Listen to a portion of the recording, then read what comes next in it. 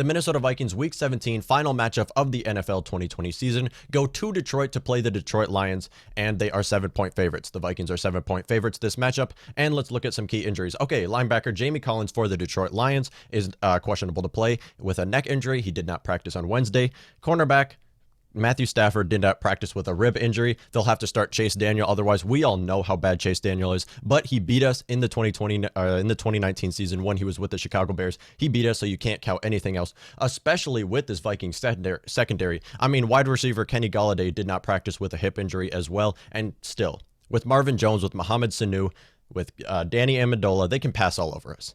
It doesn't matter if they're losing Matthew Stafford and Kenny Golladay. The Lions can still put up like 20 points against this Vikings defense because we have seen how bad they are. And plus, that run game is looking pretty good. I mean, DeAndre Swift is looking great. Adrian Peterson's having like almost a breakout year quietly as a running back too. He's looking great. And of course, with this Vikings defensive front and without Eric Kendricks, without Anthony Barr, without all of our linebacker group, they can run all over us.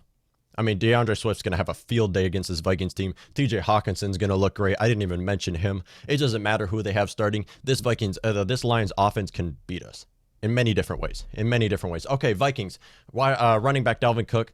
He did not practice. This is not because of an injury, luckily, but unfortunately, his father passed away, James Cook, unexpectedly due to COVID. So he will not practice. He was ruled out. He's going to Miami to probably for a funeral or something, but we're going to see Alexander Mattison play, and hopefully we can see a lot from Alexander Mattison. Tight end Kyle Rudolph ruled out for the Week 17 matchup. Kyle Rudolph has been out for the last few weeks and has shown us we don't need him. I mean, Tyler Conklin and Irv Smith are looking like a better duo than Rudy and Irv Smith. So it showed us we do not need Kyle Rudolph. Of course, I don't know how the Vikings will be able to trade him because his contract does not look very tradable. I mean, his contract is way too overpaid. He's an aging player. I just don't see anybody taking him. However, the Patriots, if they can give us even a 7th-round draft pick, honestly, at this point, I would take a 7th-round draft pick for Kyle Rudolph. If the Patriots would do that, I'd be totally down. Anyways, left tackle Riley Reiff ruled out. He's on the COVID reserve list, and we're going to see Rashad Hill start over him. Now, this is kind of a surprise because Ezra Cleveland, he's our 2nd-round draft pick. He was drafted out of Boise State to be a left tackle as a left tackle, and they're going to start Rashad Hill at left tackle. I don't know why they're doing this at all. I mean, they should just use Ezra Cleveland as left tackle to see what he can do. But at the same time, I mean, Rashad Hill is a great backup left tackle.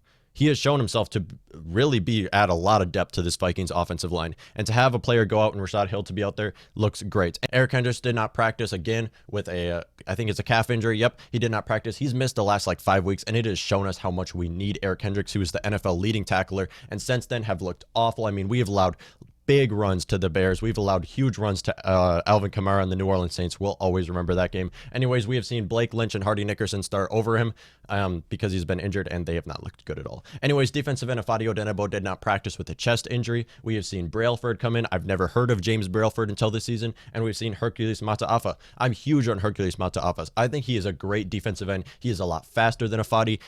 He's a lot more shifty than Afadi. May not be stronger, but I think he's a better defensive end just for those reasons. Afadi should just be a defensive tackle. I'm going to say that right now. He's way too fast, way too slow to be a defensive end. Anyways, Cameron Dantzler did not practice with a hamstring injury on Wednesday. Once again, another cornerback that's just going to be injured. I think Cameron Dantzler will play, though. I do think they will rush him back because this cornerback group looks awful. I mean, this cornerback group looks terrible right now. Our starting 2 corners are both rookies, and honestly, they look promising. I mean, Cameron Dantzler looks promising as a rookie corner. Jeff Gladney looked promising, but once again, they are rookies. They are rookies.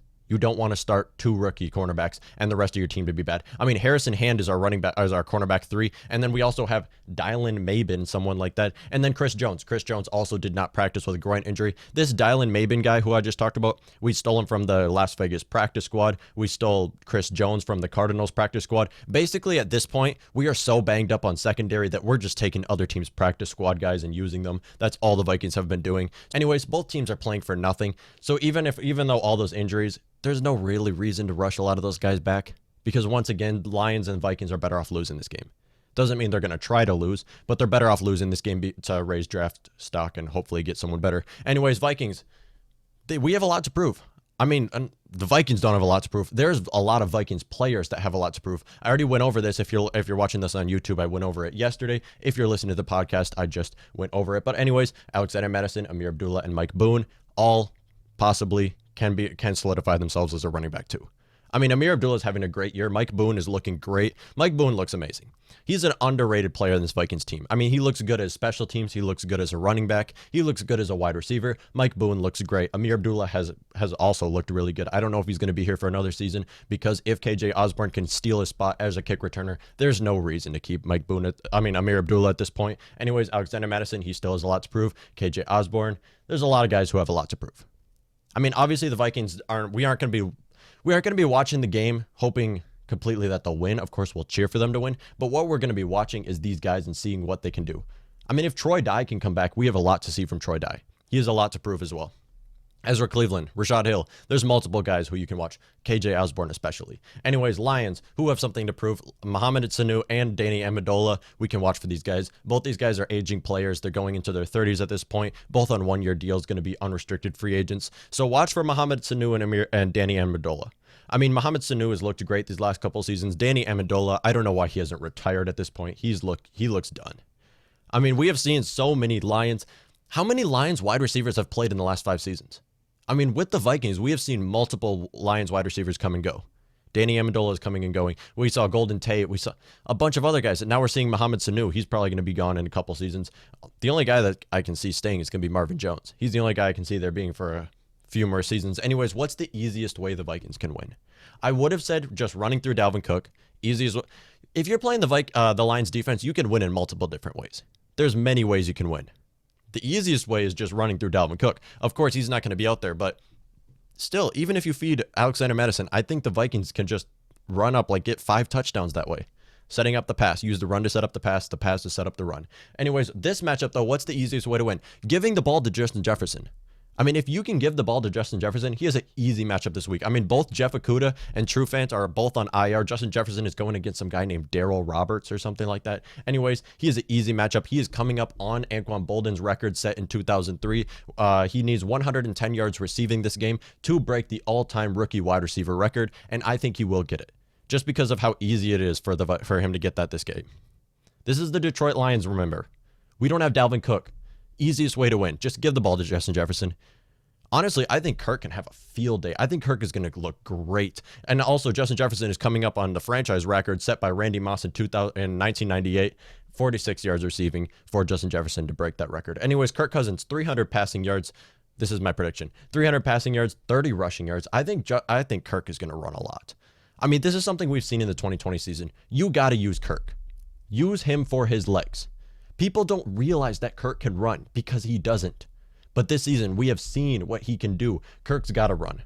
Even if they don't design plays, I mean, if you don't design plays for Kirk to run, fine. But when Kirk has an open path, he has to know that he can run. Just pick up an easy first down. There's been so many opportunities where Kirk can get an easy first down and just sits inside the pocket and waits for an open receiver and takes a sack. Just run for the first down. What's the easiest way to get a first down? Yes, you can make a big play. You can make a big pass, get 46 yards, or just run for 10 and do that on the next play. This is what we got to see from Kirk Cousins, and I think he's going to get a rushing touchdown. I mean, we have not seen Kirk Cousins get a rushing touchdown in a long time, but I think it's going to happen. I think he's going to get 3 passing touchdowns on top of that. Kirk's going to account for 4 touchdowns this game with a 70 completion percentage and a season-high QBR. One thing we know about Kirk Cousins, he looks amazing in garbage time. All right, we can all admit that. Kirk looks his best at garbage time because the defenses do not care. This entire game is garbage time. This game does not matter. Kirk's going to look great. This entire game is garbage time, and for that reason, I do think Kirk's going to look great. I think Justin Jefferson's going to break the record with 129 receiving yards this game and a touchdown on just 8 receptions, breaking the all-time record. And I think the running backs are going to look great. I think they're going to rotate in Alexander Mattison. I think we're going to see a lot of Mike Boone action, Amir Abdullah action. I think all these guys are going to total for over 100 yards receiving and possibly even 3 touchdowns this game. It's going to be a lot going on this Vikings offense. This is going to show you how great the Vikings offense can be. I mean, I know it's against the Lions defense, but we have a lot of pieces, and it's going to show you how many pieces we have. I mean, we've seen these last few matchups. Irv Smith and Tyler Conklin look great. All of our running backs look good. Not just Dalvin Cook. We have multiple good running backs. Honestly, this Jake Vargas guy looks good at fullback as well. And then we have multiple receivers. I mean, Chad Beebe's shown himself to be great. We have BC Johnson. Of course, those are guys that we rotate in. And then also on top of that, we have Adam Thielen and Justin Jefferson. All right, we have a great offense right there. And Kubiak may not be the best offensive coordinator, but he's shown how many pieces we have. And he's giving to the ball to guys that most of us have never heard of. Anyways, I think Vikings will beat the Lions 38-17 with a 20-point win over the Detroit Lions. Vikings will finish the season, I think it will be 7-9 with a losing record, and possibly be picking somewhere around 18th in the spot, which is a pretty good spot. I mean, you can take a guard there. You can take a defensive tackle there. I don't know of any good defensive tackles that you can take in the first round at 18th overall. I don't know if they should take a defensive tackle in the first round. Just focus on interior offensive line, or even trading down. I mean, if you trade into the second round, you can get a defensive tackle there. Maybe even a safety in the first round or second round. Let me know what y'all think.